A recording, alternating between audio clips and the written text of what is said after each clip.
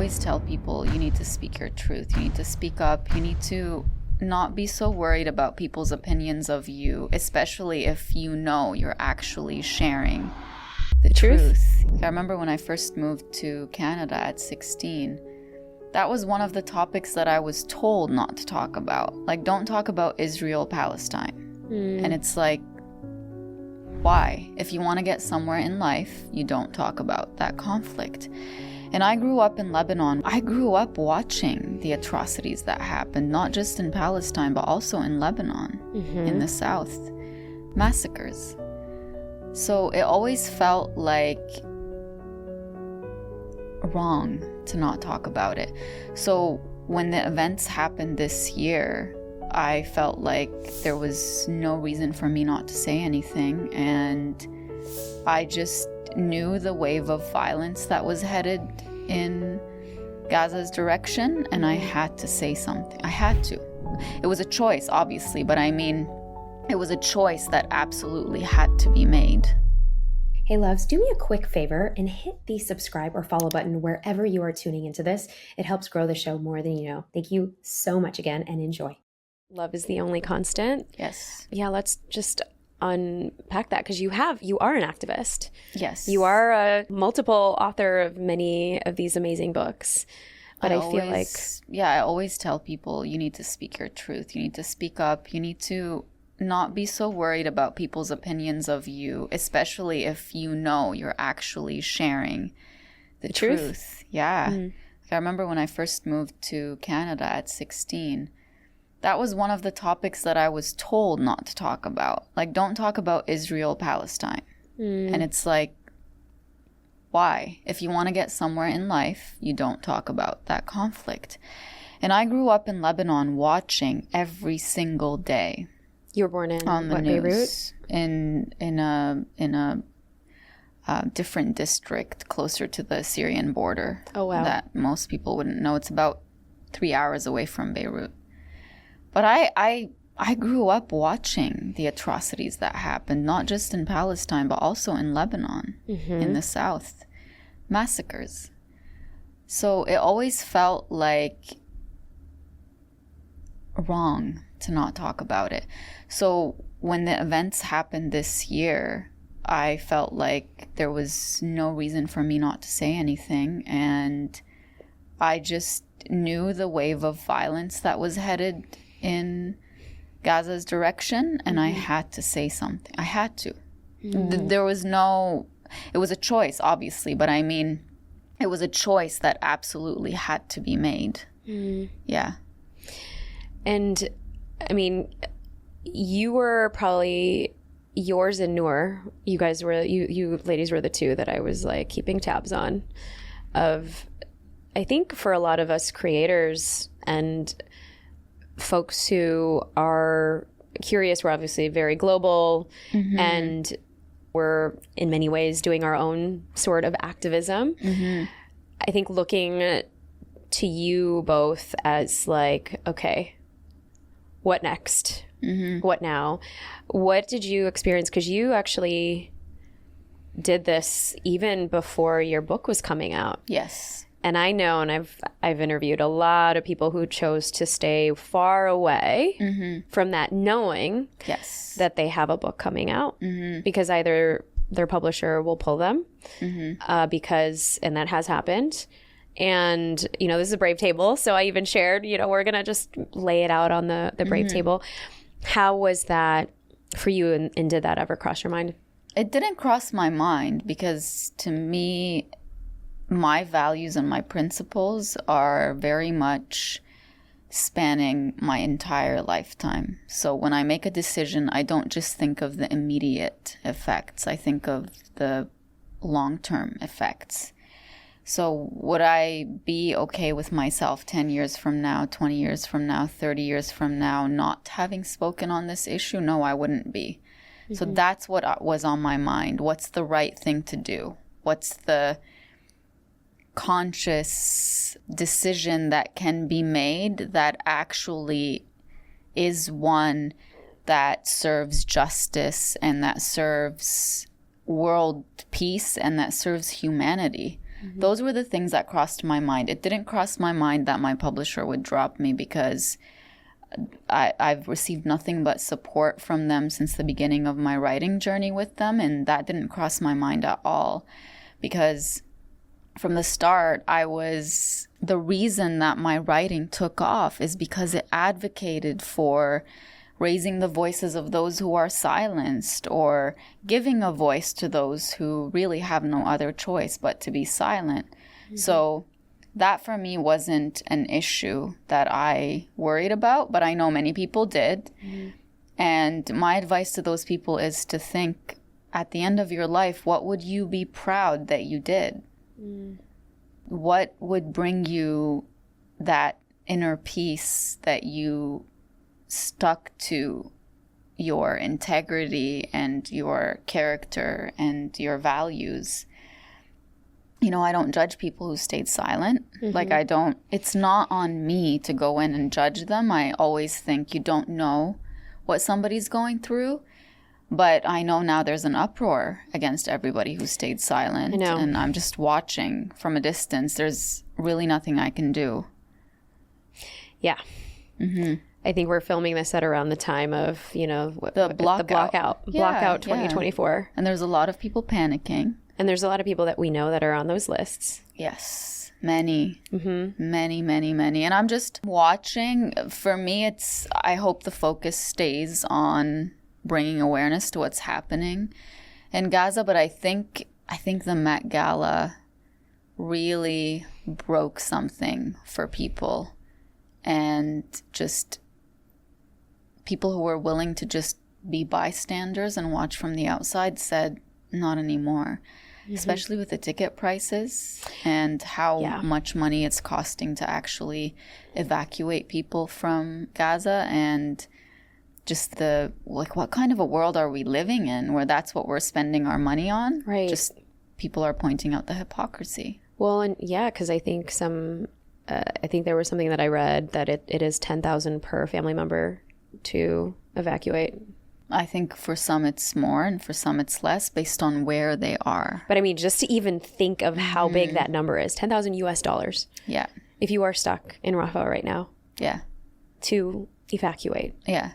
And for them, it's such a huge amount That's a of huge money. amount of money. For many people here, especially celebrities, it's nothing, right? They paid $75,000 to go to the Met Gala. So people are like, why are you fundraising? Just adopt the family yourself, or adopt the price that, just pay it. But some of them are actually coming out and saying, hey, I'm doing a fundraiser for this family. And just the general public is pointing out the hypocrisy in it all. Well, and does it bring faith to you that this next generation that is living on TikTok and on IG is actually maybe changing the tides recently? I've always been inspired by people who are willing to scream out and say, this is not okay, we're not leaving until it changes, because historically speaking, nothing has changed until people revolted in some way. Like, it's always taken a massive amount of effort for real change to happen in the world, for people of minorities to get justice, to get treated equally, for the people from different social statuses to be treated equally, or to be looked at as humans. That's, historically speaking, justice requires a lot of uproar and a lot of actions that to the outsiders look like a rebellion. But if it's a rebellion against injustice, then do it. Totally. Yeah. As long as it's, I have to add, as long as it's peaceful, because I do have some friends on the other side who have shared certain videos where people who are protesting are saying really violent things and things that I don't stand for, but I don't stand for that for everybody. Right. So these people might be chanting certain things that have violence in them. In their view, they're chanting them because they're fighting for a population that is being killed and tortured and starved. So they justify it. But violence isn't going to justify violence. You can protest peacefully, and most people are. Most people have been. Yeah, but I want to validate for anybody who's seen the wrong things. Like, people who are protesting are not out there wanting anybody to be harmed or to be dead. That's literally why they're protesting. They're saying we don't want this to be happening. No, that's a huge statement to make. And how has that been, even just with you? What have you noticed as you've been so vocal about change and activism? Well, at the beginning, I shared a lot, and then I quieted down because, to me, I believe that a powerful voice, like when you express where you stand, you don't need to be repeating it every single day. I've shared content on my stories of things that are happening, but at the beginning, I kind of made it very clear where I stand and what my values are, and I've kept those posts. And in every one of my bios, I put the watermelon emoji because I want people to know where I stand. And there was a lot of backlash at the beginning, even being out in public and hearing people talk about the issue. I think many people are deeply, deeply misinformed. And they have this way of spinning it where they say, well, historically speaking, that's just what's happened. Like, people take over people's land. And it's just like, when somebody is zooming out of what's happening right now and trying to justify it by saying this is just what's happened historically, instead of saying, hey, wait a minute, maybe we've advanced as a civilization and we are on a path to be more just and more, maybe we're on a path of reconciliation. That's happening in many places around the world. Why not in this place? So I've noticed, I've had many big creators unfollow me. I have had people, like regular people, as I don't mean regular people as in, I don't talk like that about people. I mean not creators who've sent me messages, awful messages. Like, I've gotten so many death threats and wishes upon me and my family and all these horrible things. But I chose to focus on all the good things that came out of it, and the number of people who genuinely wanted to have a dialogue and understand more. I remember having this one really enlightening conversation with someone who followed me, who saw a post that I had made, and she was extremely hurt because she didn't think I would advocate for the people of Palestine, because she's Jewish and she has connections in Israel. And I remember she sent me a long message expressing her hurt, and she wrote many things in that message that I didn't say. So in me advocating for peace, for Palestine, and what was happening at the time, like, while I was advocating for all that violence to be over, she understood it as me saying that I hate Jewish people, and which is, it's the furthest thing from the truth. So I responded to her and I acknowledged the pain that she was experiencing, and I just said, like, let's have a conversation. I think you understood a lot of things that I didn't even write and I didn't even say and definitely didn't mean. And by the end of the conversation, she thanked me and she said, I'm really happy that I talked to you, because I was like really hurt and disappointed, and I was ready to like burn all your books and not read anything that you write anymore. But I'm happy that we had this conversation. And I was just happy that she actually said something and she was willing to have the conversation. I think that's what we need. But there's a lot of polarization. There's a lot of othering right now, and either, you're afraid to speak about it. And of course, we wouldn't be the Brave Table if we didn't just lay it all out there. And I think kind of coming to the root of it, which is why you're so poignant for having this conversation, is your book is called Love is the Only Constant. The only constant. Well, love is the only constant. Change. And I say to people, you are the only constant in your life. But when you said love is the only constant, I was like, that's beautiful. Because I'm going around telling people the only constant is change. The only constant is you. But really, love is the only constant. Well, I feel like it's like the underbelly of what you are sharing throughout a lot of your work. Love for yourself and love for others and for humanity. In another interview that I recently did, we were talking about how when you go inwards instead of projecting and trying to feel better about yourself by criticizing other people or judging them, when you discover all the good and bad parts inside of you, you are more open to seeing the good and bad parts in others. You're open to seeing the human in them.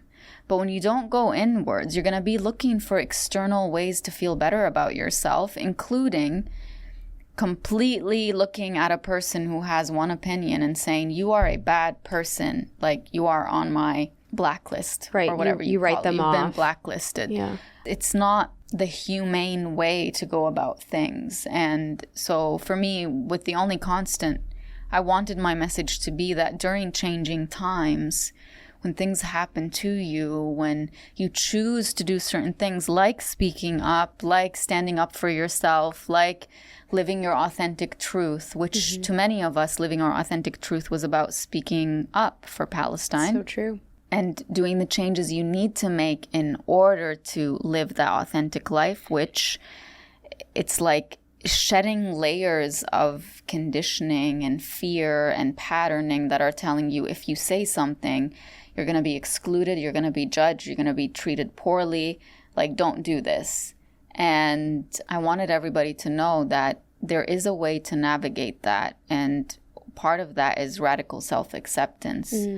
And what do you mean by that? What I mean by radical self-acceptance is you don't only accept yourself as you are now. You accept every version of you in the past that has ever existed, that maybe made mistakes, that maybe lived life in a way that now you look back at yourself and you're like, how did I do that? And why did I do that? And you judge yourself. It's also accepting yourself moving forward, all the future versions of you that are aching to be in existence.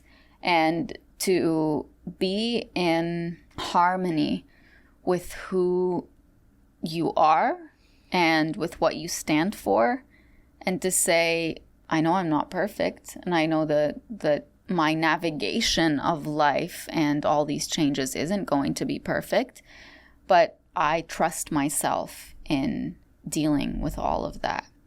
So if you think of radical acceptance without the word self, a big element in it is the recognition that sometimes things aren't the way that we want them to be. And so when you radically accept yourself, you have to accept that on any given day, certain moments might not happen the way you want them to. And you might not show up in a way that you believe your ideal self would show up, but you still must accept yourself. Because you would accept a friend of yours if they were like that. You would accept your partner if they were like that, because you know that's not them. You know, maybe they were triggered, maybe they're going through something, but we're very hard on ourselves. We think, I can't accept myself unless I'm this and that, and I look this way, and I feel this way, and I do this, and I do that. And it's like, I truly believe that is what stopped so many people from speaking up, is totally they don't know who they are, and they don't know what they stand for, and they don't, and or. And the third thing I want to say and put an and or before is they're afraid. They're afraid of what speaking up would mean. And I'm seeing it unravel in real time. I'm seeing certain creators share posts about why they haven't shared anything. And oh, wow. Okay. Yeah. Okay. And just being honest. And then there's criticism. There's people saying you're doing it now because the block, whatever it's called, the blockout yeah. blockout is happening. And it could be. and it could not be. But I like to focus, I like to be constructive. I don't like to be led too much by emotion. So when I listen to someone, I like to look at the facts. Like, I know you're sad and I know you're hurting. Certain people were saying it's one thing to not share where you stand, and it's another to continue partnering up with brands that support. I think that's a big thing the for ongoing genocide. a lot of people. It's huge for many of them. So I think that's why some are having a hard time forgiving those who had platforms and didn't use them. And they're going to forgive on their own time. Right. Yeah. It's a big thing now of what's unfolding. And I know in your book, one of the ways that we can strengthen our ability to take on bold risks and our ability to take on fear is to build a home within ourselves. Yes. Which I think is so beautiful, the way that you kind of showcase this. What do you actually mean by that, building a home within? So at one point in my life, I actually reference this in The Only Constant too. I wrote, I believe that the biggest mistake we make is that we build our homes in other people. You know, it's the emotional home, it's the welcoming home, it's the approving home. We build our homes in other people and we pour all our love and kindness and respect into those homes. And at the end of the day, when we come home, that's what we're coming home to, because we've invested so much of ourselves. So when those people walk away, those homes walk away with them, and then all of a sudden we feel this emptiness because everything that we had, we put in them. But there is a beauty in that, because if you were able to put so much of yourself into someone else, that means you are the source of all that you put in them. So why don't you recreate it and then build it within yourself?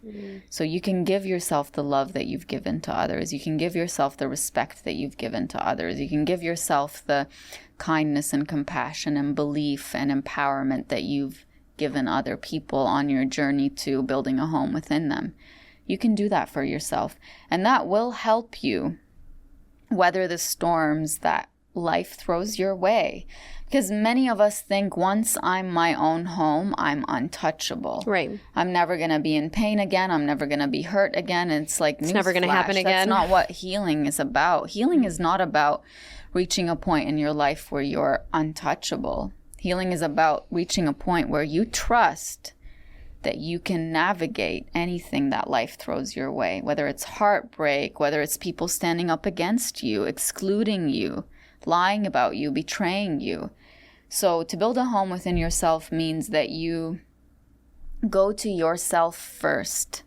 You check in with yourself first. In The Only Constant, I wrote, let your world revolve around you. And in another section, I say, be the center of your attention. We're trained to believe that that's selfish. But even when you are giving, if you don't check in with yourself and say, why am I giving? Am I giving to get this person's approval? Or am I giving because I genuinely want to give? Because there's two different intentions. When you let your world revolve around you, that means you know that the decisions you're making are self-loving ones, not self-abandoning ones. When you are the center of your attention, it means that you are very in tune with the way you feel. And let's say somebody gives you a sign that they're disrespecting you. You're not going to say, oh, I'm going to try harder. You can't tell that someone isn't the right person for you if you don't check in with yourself first. Like, if you wait for them to define you, or if you wait for them to love you in the proper way, you've centered them in your world, not yourself. And another point that I make for people who want to change, who want to lead their own authentic lives, I say, don't negotiate your change with people who want you to stay the same. People who have gotten used to your self-abandoning, self-betraying, self-sacrificing version of you are not going to be happy when you start setting boundaries. They're not going to be happy when you start loving yourself, because you've taken something away from them. And I don't like having this view of people. I like to believe in people and in their goodness, but sometimes people go through things in their lives where they do take advantage of other people, and they can't show up in the way that they need to, and it ends up hurting the person that they're dealing with. And it's mostly a take kind of a relationship. So you have to know when to stop giving. It's hard for a lot of us who've grown up in people-pleasing communities, upbringing, where you're kind of validated by kind of serving the needs of other people. Yes. What have you noticed? I know that this is probably in the book as well. When somebody is starting to make themselves the center of attention, even though they're still grappling with the serving of others, what have you noticed being the constant? When they are, well, there's a lot of self-doubt on your journey to being the center of your attention. You're going to combat all of your old patterning and conditioning. And so when you start putting yourself first, you'll feel like you're doing something wrong. You'll feel like you are rebelling and like you are leaving certain people who you love so much in the past. And so at every step when you're doing something different, you're going to feel like you're doing something wrong, because you're right, or you're safe, you're familiar, was the complete opposite of that. It was compliance. It was following the instructions and the rules, and now you're breaking them. And now you're putting yourself first. So your body's going to be so scared, because it's like you're taking your body out of water and you're putting it in a different kind of water, or the environment is completely different, and you're going to feel alone because in that past familiar life that you were living, you had a lot of people around you because you knew what your place was, but now you're expanding into this world, and so you're going to feel like you're doing something wrong. Move forward anyway. Actually take that as a sign that you're doing something right. I started saying that to myself every time I would feel like I was doing something wrong, and I would like get this heaviness in my breathing. I would say, this means I'm doing something right for myself. Because in the past, I would go back on any decision that I made that was for myself, because I didn't want to feel the discomfort that came with doing something right for myself. So now I tell myself, when it feels like you're doing something wrong, but deep in your soul, you know you're doing something right, thank yourself for taking that risk. Oof. Yeah. So I know that we have to wrap up, and you've dropped so many amazing gems.